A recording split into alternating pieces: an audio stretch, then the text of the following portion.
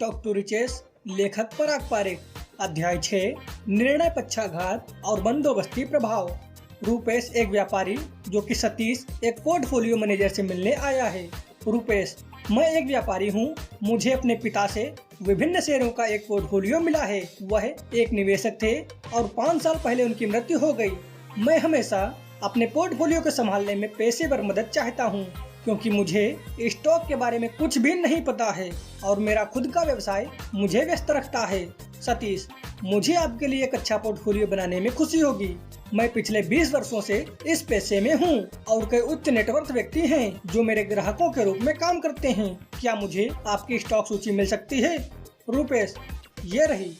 कि हम अभी इस विषय पर चर्चा कर सकते हैं क्योंकि मैं पहले ही 5 साल बर्बाद कर चुका हूँ।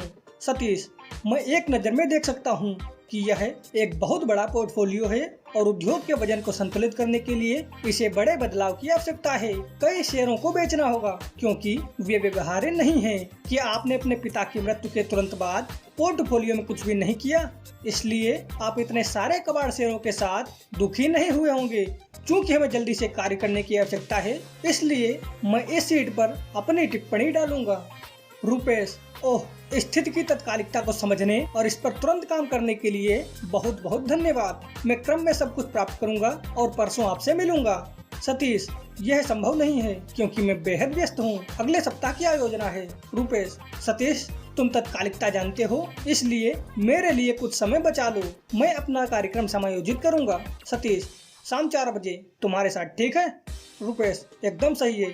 मुझे निचोड़ने के लिए धन्यवाद। मुझे बस इस पर काबू पाने की जरूरत है। मैं आपके समय के लिए आपका ऋणी हूँ।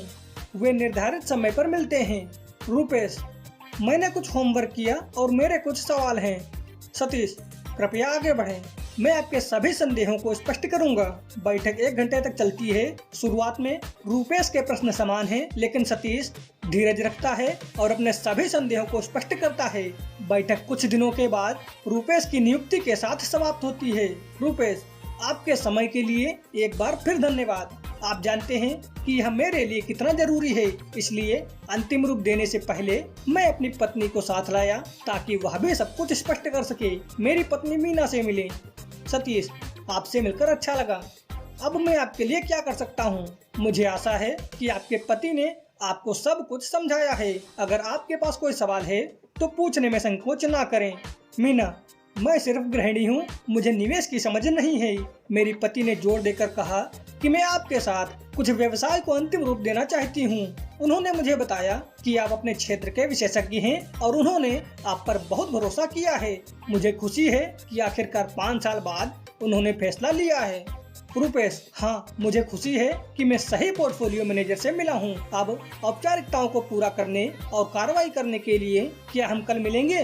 कृपया मुझे एक नियुक्ति दें क्योंकि यह मेरी पहली प्राथमिकता है। सतीश, ठीक है, क्योंकि हमें अंतिम रूप देने के लिए समय की आवश्यकता होगी, इसलिए हम इसे कल के शाम 6 बजे बनाते हैं। रूपेश, बहुत बहुत धन्यवाद। मैं वहीं रहूंगा। यदि आपको उसके हस्ताक्षर की जरूरत है तो मैं अपनी पत्नी को भी लाऊंगा। अलविदा। अगली सुबह रूपेश ने सतीश के सेक्रेटरी को फोन किया और उसे 2 सप्ताह के बाद बैठक को फिर से शुरू करने के लिए कहा क्योंकि वह व्यवसाय पर यात्रा कर रहा होगा। बैठक को 2 सप्ताह बाद पुनर्निर्धारित किया जाता है। रूपेश एक सज्जन के साथ चलता है। रूपेश, सतीश, मेरे दोस्त अतुल से मिलो। वह एक प्रमुख चार्टर्ड अकाउंटेंट है। अंतिम रूप देने से पहले मुझे लगा कि उसे आपसे मिलना चाहिए और आप उसकी शंकाओं को स्पष्ट कर सकते हैं। मुझे आशा है कि आपको कोई आपत्ति नहीं है। सतीश, यस प्लीज, अपने प्रश्नों के साथ आगे बढ़ें। अतुल, मैंने आपके बारे में बहुत सुना है। मेरे पास आप जैसे पेशेवर से पूछने के लिए कुछ भी नहीं है। मुझे पता है कि रूपेश सुरक्षित हाथों में है। रूपेश, मुझे सतीश की प्रतिष्ठा का पता है और आप आश्वस्त कर सकते हैं कि आपको आपके लिए सबसे अच्छा पेशेवर काम मिला है। रूपेश, धन्यवाद। अब जब अतुल ने मुझे हरी झंडी दे दी है तो मुझे कोई संकोच नहीं है। मैं कल फोन करूंगा और एक समय तय करूंगा ताकि मैं अपनी पत्नी को ला सकूं और हम औपचारिकताएं पूरी कर सकें। अगले दिन रूपेश ने सतीश के सेक्रेटरी को फोन किया और 3 सप्ताह के बाद नियुक्ति के लिए कहा क्योंकि उनके पास एक और व्यावसायिक नियुक्ति है। सेक्रेटरी ने अपॉइंटमेंट कैंसिल करने से इनकार कर दिया। सेक्रेटरी ने ऐसा क्यों किया? खासकर सतीश ने संभावित ग्राहक के साथ इतने घंटे बिताए और हस्ताक्षर निश्चितता के करीब थे।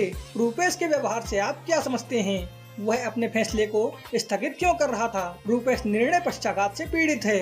वह निर्णय नहीं ले सकता है और बदलने के लिए लचीला है। सतीश ने उस पर भरोसा खो दिया था। उसने अनुमान लगाया कि कुछ भी उसे काम नहीं करेगा। समय खरीदने के लिए रूपेश एक व्यापार यात्रा पर गया। उसकी पत्नी और उसके दोस्त को सतीश के साथ हुई बातचीत के बारे में भी नहीं बताया गया था और न ही सतीश से कोई सार्थक सवाल पूछने के लिए सक्षम था। हालांकि रूपेश ने मामले की तत्कालिकता पर जोर दिया और जोर देकर कहा कि यह सर्वोच्च प्राथमिकता है कि वह यह तय नहीं कर सकता कि क्या करना है। शायद वह पहले भी इस तरह का व्यवहार करता रहा है। वह परिवर्तन से डरता है, इसलिए वह यथास्थिति बनाए रखना पसंद करता है। वह समझता है कि उसे कार्रवाई करने की आवश्यकता है, लेकिन वह नहीं कर सकता।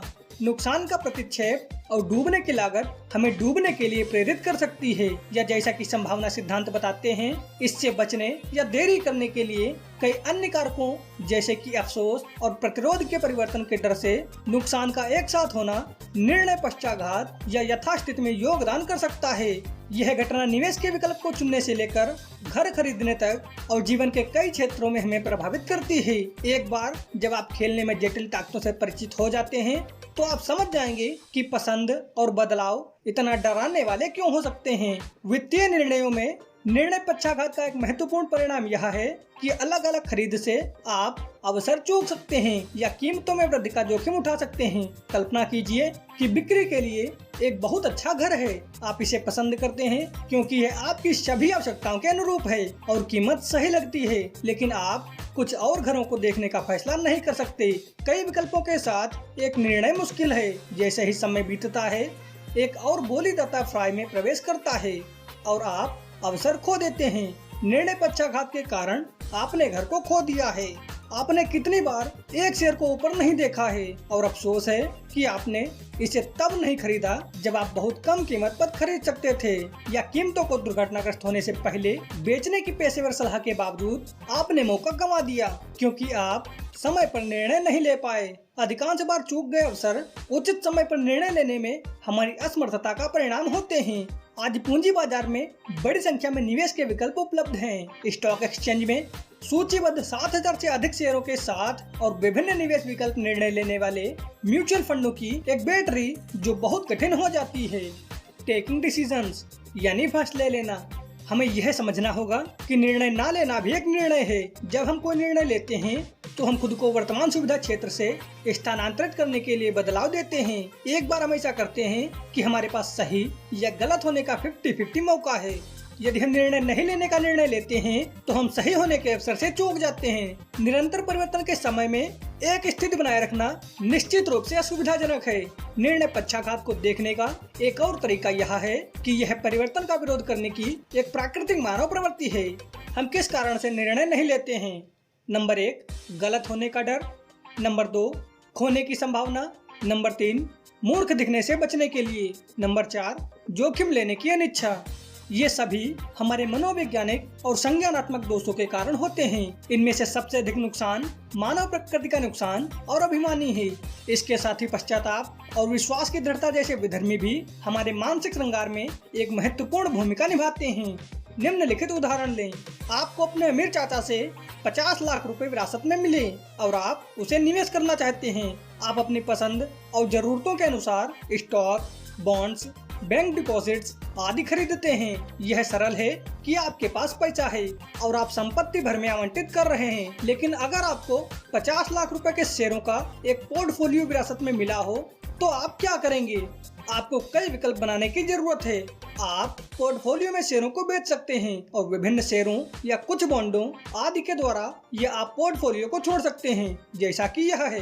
अधिकांश लोग पोर्टफोलियो छोड़ना पसंद करेंगे। वे यथास्थिति बनाए रखना चुनेंगे। जब कई विकल्प होते हैं तो किसी कार्रवाई में देरी होने या कोई कार्रवाई न करने की संभावना अधिक होती है। अधिक से अधिक विकल्प कठिन निर्णय, या यूं कहें तो जितने अधिक विकल्प उतना कठिन निर्णय। यह फंड प्रबंधन उद्योग में अवसर होता है।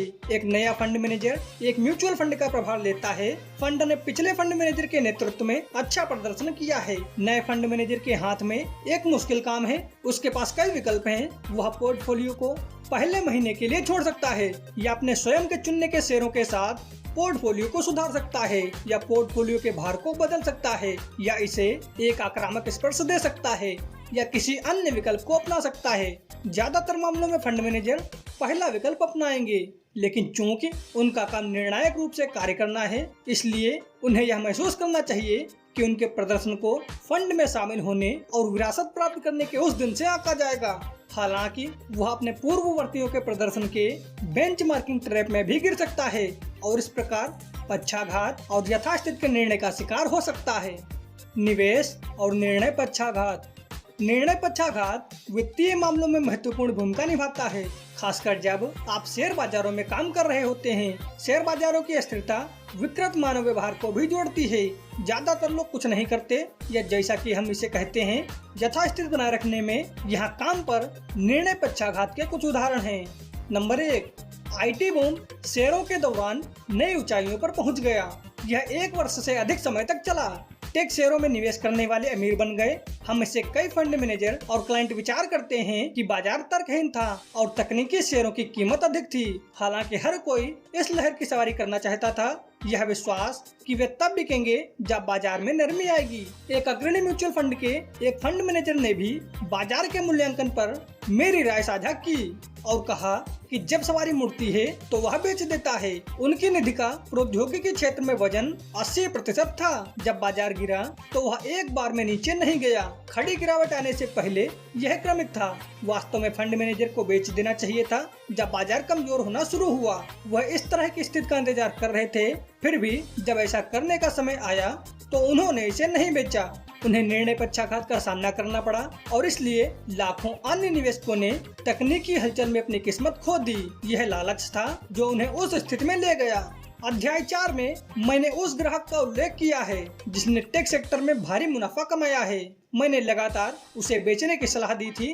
जब उसने लिक्विडेट किया तो उसे नुकसान नहीं हुआ। नंबर 2, हम सभी भारतीय निवेशकों, corporate, pensioners, Windows, working class आदि के UTI अभिभावक की कहानी को याद करते हैं। 1964 में स्थापित यह एकमात्र भारतीय म्यूचुअल फंड था जहां भारतीय अपनी बचत का निवेश करते थे। एक समाजवादी वातावरण में परिचालन निधि समाप्त हो गई थी, लेकिन शुद्ध संपत्ति मूल्य आधारित नहीं थी। IT ने लगातार लाभांश वितरित किए और सरकारों ने पुनर्भुगतान की गारंटी दी। UTI द्वारा उपलब्ध कराई गई कीमतों पर कोई भी प्रवेश कर सकता है और बाहर निकल सकता है। 1991 में उदारीकरण और निजी और सार्वजनिक क्षेत्र के म्यूचुअल फंडों के प्रवेश ने जल्द ही UTI वर्चस्व को चुनौती दी। प्रतिस्पर्धी माहौल में काम करने के बावजूद यह पहले की नीतियों का पालन करता रहा। 1995 में शेयर बाजारों में उछाल आया। यही समय था कि इसे समाप्त किया जाए और निवेशकों को वर्तमान NAV में प्रवेश करने और बाहर निकलने दें। टाइम बदल रहा था और UTI की स्थिति को खतरा था। लेखन दीवार पर था, लेकिन कोई कार्रवाई नहीं की गई। UTI के पुनर्गठन की सलाह के लिए दीपक पारेख समिति को नियुक्त किया गया था, लेकिन कुछ भी नहीं किया गया था। एक दिन अनिवार्य हुआ। इससे न केवल UTI के निवेशकों को चकनाचूर कर दिया, बल्कि शेयर बाजारों को भी हिला दिया और बाजारों को उबरने में कुछ साल लग गए। नंबर 3, निर्णय पक्षाघात का एक और उदाहरण है। जब निवेश करने वाले शीर्ष प्रदर्शन वाले फंड खरीदते हैं और अपने पोर्टफोलियो में फेरबदल नहीं करते हैं, वे खुश हैं क्योंकि उनका फंड अच्छा कर रहा है। लेकिन जब धन का चुनाव होता है तो सही को चुनना महत्वपूर्ण होता है। जो जरूरी नहीं कि जिसने अच्छा प्रदर्शन किया हो, इसके विपरीत इसके प्रदर्शन को बनाए रखने की संभावना बहुत कम है।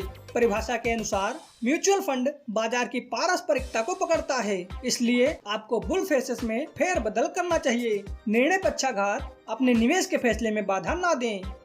नंबर 4, इंडोवमेंट इफेक्ट, बंदोबस्ती प्रभाव। आप निम्नलिखित स्थितियों में क्या करेंगे? आपको एक कीमती सुराही भेंट की गई है जिसका मूल्य बाजार में 100 रुपए है। कोई आपसे इसे खरीदने की पेशकश करता है। सुराही के लिए आपको भुगतान किए जाने की कितनी उम्मीद होगी? A 100 रुपए, B 80 रुपए, C 70 रुपए या D 50 रुपए। आपके पड़ोसी को एक उपहार के रूप में कीमती सुराही प्राप्त हुई है जिसका मूल्य बाजार में 100 रुपए है। वह आपको इसे खरीदने का ऑफर देता है। सबसे ज्यादा जो आप देने को तैयार हैं। ए 100 रुपए, बी 80 रुपए, सी 70 रुपए, डी 50 रुपए। यह स्पष्ट है, जब कोई आपके पास से सुराही खरीदने की पेशकश करता है तो आप 100 रुपए का भुगतान करना चाहते हैं, लेकिन जब वही सुराही आपको पेश की जाती है तो आप केवल 50 रुपए का भुगतान करना चाहेंगे। पेशकश की कीमत में इतना बड़ा अंतर क्यों है, जबकि व्यक्ति भी सेम है और सुराही भी सेम?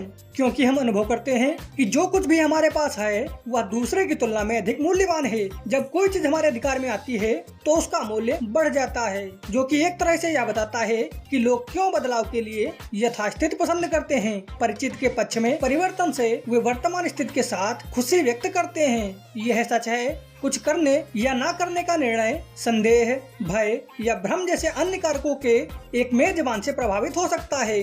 फिर भी चीजों को रखने के रूप में वे वर्तमान परिस्थितियों के लिए विश्वास का एक वोट हैं, भले ही वे अच्छे हों या बुरे। आपके पास जो कुछ भी है उस पर पकड़ के लिए एक पसंद, जो कि अधिकांश लोगों को लगता है की तुलना में बहुत अधिक मजबूत है, क्योंकि लोग जो कुछ भी रखते हैं उस पर बहुत अधिक मूल्य रखते हैं। इससे परिवर्तन का निर्णय कठिन हो जाता है। बेशक लोग इस प्रवृत्ति को दूर करने का प्रबंधन करते हैं। अगर वे नहीं करते हैं तो वे अपने घरों को नहीं बेचेंगे या अपनी इस्तेमाल की हुई कार का व्यापार नहीं करेंगे या अपने जीवन साथी को तलाक नहीं देंगे। लेकिन इस हद तक कि बंदोबस्ती के प्रभावों को ठीक से मूल्य देना मुश्किल है जो कि आपका है और आपका नहीं है। आप उन विकल्पों को आगे बढ़ाने में विफल हैं जो आपके सर्वोत्तम हित में हैं। वास्तव में बंदोबस्ती का प्रभाव नुकसान उठाने का सिर्फ एक और प्रकटीकरण है।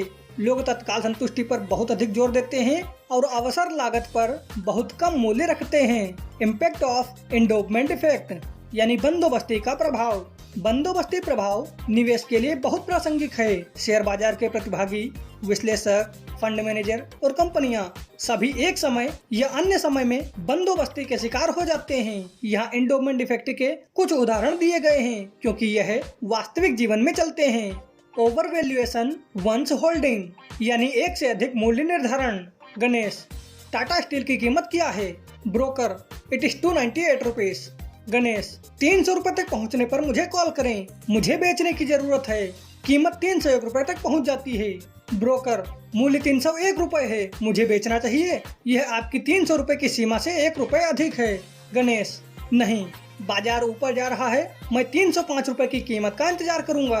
305 रुपए तक पहुंचने पर मुझे कॉल करें। कीमत 306 रुपए तक जाती है और ब्रोकर कॉल करता है।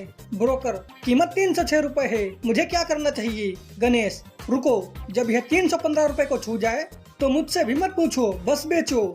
मुझे यकीन है कि यह ऊपर जाएगा। यह एक महान कंपनी है और इतनी कम कीमत हास्यास्पद है। कीमत 301 रुपए तक गिर जाती है। ब्रोकर, बाजार नीचे है और स्टॉक वापस 301 रुपए पे है। गणेश, बाजार नीचे हो सकता है लेकिन स्टॉक नीचे नहीं जा सकता। मुझे पता है कि कल बाजार में तेजी आएगी। चिंता ना करें, हम कल 315 रुपए में बेचेंगे। मैं सिर्फ यह विश्वास नहीं कर सकता कि बाजार इतना सस्ता स्टॉक बेच रहा है। हर बार स्टॉक के बढ़ने पर गणेश अपनी सीमा बढ़ा देता। क्या वह गेम खेल रहा था? नहीं, वह एक गंभीर निवेशक है। उनका मानना है कि टाटा स्टील एक बेहतर कंपनी है। उन्हें अपनी पकड़ पर गर्व है और उनका दृढ़ विश्वास है कि बाजार उनके स्टॉक को कम कर रहा है। परीक्षण और मनी बैक गारंटी योजना। राजू, माँ देखो मुझे क्या मिला है, नवीनतम स्टीरियो सिस्टम। यह हमारे ड्राइंग रूम में पूरी तरह फिट होगा। रुको, मैं इसे प्ले करता हूँ, आप इसकी ध्वनि से प्यार करेंगी। माँ, राजू, इतने महंगे स्टीरियो के लिए पैसे कहाँ से लाए? राजू, यह 15 दिन के परीक्षण के आधार पर है। यहाँ नुक्कड़ पर एक दुकान है जहाँ आप खरीदने से पहले सामान का उपयोग कर सकते हैं। क्योंकि कॉलेज 2 सप्ताह से बंद है, मैंने सोचा कि मैं घर पर कुछ संगीत सुनूंगा। माँ, तुम्हें यकीन है कि वे इसे बिना किसी उपद्रव के वापस ले लेंगे? राजू, बिल्कुल, चिंता मत करो मॉम, यह रहा कार्ड। यह कहता है कि वे इसे वापस ले लेंगे, कोई सवाल नहीं पूछा जाएगा। अगर 15 दिनों के परीक्षण अवधि के भीतर वापस आ गया तो। माँ, यह बहुत अच्छा है, इसे सावधानी से संभाल कर। अगर इसका दुरुपयोग हुआ तो वे इसे वापस नहीं ले सकते। राजू, चिंता मत करो, मैं सावधान रहूंगा। 14 दिनों के बाद। माँ, राजू मत भूलो कि परीक्षण अवधि कल समाप्त हो रही है, हमें इसे वापस करना होगा, हालांकि हम इसे याद करेंगे। राजू, माँ, क्या हम इसे रख सकते हैं? और इसका भुगतान कर सकते हैं। एक अच्छी व्यवस्था से फर्क पड़ता है। इसके अलावा यह हमारे सजावट के साथ फिट बैठता है, जैसे कि यह हमारे लिए विशेष रूप से बनाया गया हो। माँ, हाँ तुम सही हो। चलो स्टीरियो को बनाए रखें, हम इसका भुगतान करेंगे। गौर करें कि परीक्षण पर एक उत्पाद लेने से राजू और उसकी माँ को इसे खरीदने के लिए कैसे मिला। दुकान मालिक बंदोबस्ती प्रभाव को अच्छी तरह से समझते हैं। वह जानते हैं कि एक बार जब स्टीरियो उनके बंदोबस्ती का हिस्सा बन जाते हैं तो उनके लिए इसमें भाग लेना मुश्किल होगा। उन्हें यह पता नहीं चला कि स्टीरियो की प्रतिस्पर्धी कीमत क्या है। क्या बाजार में बेहतर मॉडल हैं, या क्या एक ही कंपनी ने बेहतर मॉडल पेश किया है, क्योंकि यह उनकी बंदोबस्ती का एक हिस्सा बन गया था। यह उनके लिए बहुत कीमती था। व्यवसाय बंदोबस्ती प्रभाव को अच्छी तरह समझते हैं। यही कारण है कि वे खरीद पर अपने उत्पादों को ट्रायल मनी बैक गारंटी देने के लिए तैयार हैं। वे जानते हैं कि एक बार ग्राहक के पास उत्पाद होता है, भले ही वह कुछ दिनों के लिए हो, यह माना जाता है कि मूल्य में वृद्धि होती है और वे इसे वापस नहीं करना चाहते हैं।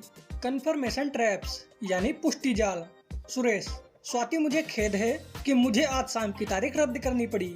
स्वाति, हमने इसे 2 सप्ताह पहले ही तो तय किया था। सुरेश, मेरे पास जिंदल स्टील्स में स्टॉक है और उन्होंने विश्लेषकों की बैठक बुलाई है। बाजार में यह स्टॉक बहुत गर्म है। स्वाति, क्या आप इसे बेचने जा रहे हैं? सुरेश, नहीं, मैं और खरीद सकता हूँ। मैं जानना चाहता हूँ कि प्रबंधन क्या सोचता है। मुझे उम्मीद है कि यह मेरी सोच के अनुरूप है। मैंने स्टॉक खरीदने से पहले कंपनी पर शोध किया। मैं उनके कुछ प्रबंधकीय कर्मचारियों को भी जानता हूँ, क्योंकि मैं उनसे आखिरी बार मिला था जब मैं उनके कार्यालय गया था। स्वाति, मुझे अभी भी समझ नहीं आया कि आप हमारी तारीख क्यों रद्द कर रहे हैं। आप बेचने नहीं जा रहे हैं और आप सीख सकते हैं कि आपके दोस्तों से मिलने पर क्या हुआ था। कोई विश्लेषक कंपनी से मिलने या किसी कंपनी से मिलने क्यों जाता है? कंपनी के बारे में अधिक जानने के लिए। लेकिन अगर आप वास्तविक तथ्यों को सुनने की उम्मीद करते हैं तो आप एक मूर्ख के स्वर्ग में रह रहे हैं। कंपनियां बंदोबस्ती के प्रभाव के मूल्य को समझती हैं। जब वे आपको आमंत्रित करते हैं और आपको खिलाते हैं तो आप उनके बारे में अच्छा महसूस करेंगे और हर बदलाव होगा जिससे आप कंपनी के शेयर खरीदेंगे या दूसरों को खरीदने के लिए प्राप्त करेंगे। विश्लेषक विश्लेषकों से 2 कारणों से मिलते हैं। सबसे पहला, वे अन्य विश्लेषकों से मिल सकते हैं, नई आकर्षक नौकरी खोलने और वेतनमान के बारे में जान सकते हैं और निश्चित रूप से मनोरंजन कर सकते हैं। दूसरी बात, अगर वे या उनकी फर्म के पास स्टॉक है तो वे अपने होल्डिंग्स पर एंडोर्समेंट चाहते हैं। बंदोबस्ती प्रभाव उन्हें कंपनी के शेयरों के लिए अच्छा विक्रेता बनाता है। एक कंपनी के लिए यह सभी खर्चों के लायक है। एक फंड मैनेजर की कहानी। एक फंड मैनेजर ने एक प्रौद्योगिकी कंपनी में भारी निवेश किया था। सन 2000 की पहली तिमाही के दौरान कंपनी ने एक विश्लेषकों की बैठक की मेजबानी की। फंड मैनेजर ने इसमें भाग लिया, भले ही उसे इसकी आवश्यकता नहीं थी। काफी स्टॉक के धारक के रूप में वह कंपनी के लोगों को अपने कार्यालय में बुला सकता था। बैठक में प्रबंधन ने विश्लेषकों के आगे आने वाली कठिन समस्या से अवगत कराया। बैठक के बाद फंड मैनेजर ने शेयरों के मूल्य के बारे में दूसरों को आश्वस्त किया। उन्होंने कहा कि वह संयुक्त राज्य अमेरिका से लौटे थे और प्रबंधन ने अपने स्वयं के व्यवसाय की भविष्य की क्षमता को नहीं समझा। टेक बूम ध्वस्त हो रहा था, लेकिन यह फंड मैनेजर वास्तविकता का सामना नहीं कर सका। वह किसी को भी गुमराह करने का इरादा नहीं रखता था, लेकिन वह बंदोबस्ती प्रभाव में इतना फंस गया था कि उसे विश्वास था कि स्टॉक में कुछ भी गलत नहीं हो सकता। जब बबल फटा तो वह बाहर नहीं निकल सका, क्योंकि उसे हमेशा लगता था कि बाजार स्टॉक को कम कर रहा है। बहुत से अन्य फंड मैनेजरों और व्यक्तिगत निवेशकों को भी कुछ ऐसा ही कहना पड़ा। बंदोबस्ती का प्रभाव लोगों को त्वरित संतुष्टि के लिए जाता है और भविष्य के अवसरों की लागतों को अनदेखा करता है। कुछ लोग सार्वजनिक भविष्य निधि में निवेश करने से इनकार करते हैं, भले ही वे नियोक्ता से एक समान राशि में डालते हैं। वे कटौती के बिना पूरे वेतन प्राप्त करने का आनंद लेना चाहते हैं। केवल यह आनंद भविष्य में उच्चतर लाभ के लिए लागत पर आता है। एंडोवमेंट इफेक्ट की वजह से निवेशक अपने कार्यों के समर्थन की इच्छा में फंस जाते हैं। निवेशक उन सूचनाओं की तलाश करते हैं जो उनके मौजूदा दृष्टिकोण का समर्थन करती हैं, जबकि उन जानकारियों से बचते हैं जो उनकी राय का खंडन करती हैं। मनोवैज्ञानिक थाने Pigman in slip of the जवान में इसे अच्छी तरह से गाया है। जब मैं इसे मानता हूँ तो मैं इसे देखता हूँ। कंपनी के दौरे और विश्लेषकों का मिलना पुष्टि जाल के अच्छे उदाहरण हैं। कार्य की योजना। क्या आप निर्णय पक्षाघात और बंदोबस्ती के प्रभाव का शिकार हैं? आप हो सकते हैं। नंबर 1, आपके पास निवेश के विकल्प चुनने का कठिन समय है। नंबर 2, जब आपके निर्णय खराब हो जाते हैं तो आप प्रतिकूल प्रतिक्रिया देते हैं। नंबर 3, आप परीक्षण पर उत्पाद खरीदते हैं लेकिन उन्हें कभी नहीं लौटाते हैं। नंबर 4, आप निवेश करने और निर्णय लेने में देरी करते हैं। नंबर 5, आप अपने स्वयं के शेयरों पर पकड़ रखते हैं। नंबर 6, आप कंपनी के दौरे पर जाते हैं और स्टॉक खरीदते हैं। नंबर 7, आपके पास रिटायरमेंट प्लान नहीं है। ऐसी स्थितियों से निपटने के लिए कोई निश्चित कार्य योजना नहीं है। हालांकि यहाँ कुछ सुझाव दिए गए हैं जिन्हें आप ध्यान में रख सकते हैं जब आपको कोई निर्णय लेना होता है। निर्णय ना लेना भी निर्णय है। स्थगन और देरी कम से कम प्रतिरोध का रास्ता हो सकता है।